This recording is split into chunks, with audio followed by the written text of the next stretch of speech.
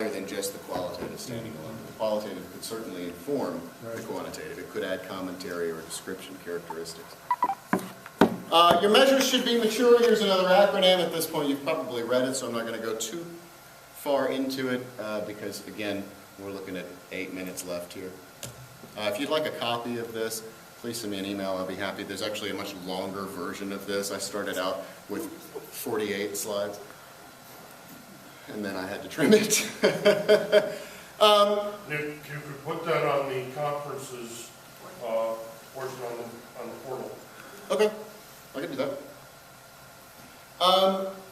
Overarching across the conference, there were some identified in the closing plenary session, some challenges and pitfalls of assessment, and one is that faculty and administrators get wrapped up in the idea that we should be standardizing our assessment. A lot of things that we've all heard before. We should be standardized and that we should all enact the same procedure. And what about statistics and how valid can we make these things?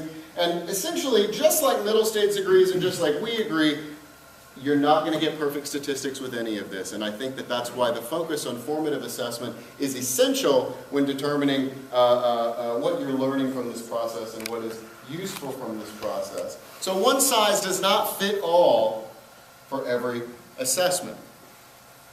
Again, to reiterate the first point I made, you're not going to design the perfect assessment.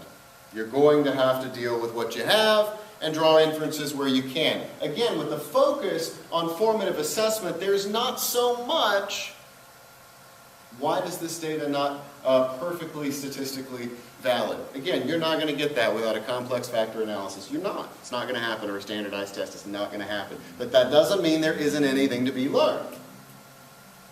And finally, they all agreed that the most important piece of assessment for the SACS accrediting body, just like ours, is our words are closing the loop, their words are allowing for ongoing feedback, but this constant discussion of ongoing improvement.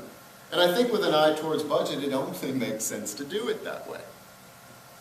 So that wraps up the first of these. And Nick, could I not offend you, but could you hold the second presentation to our last date?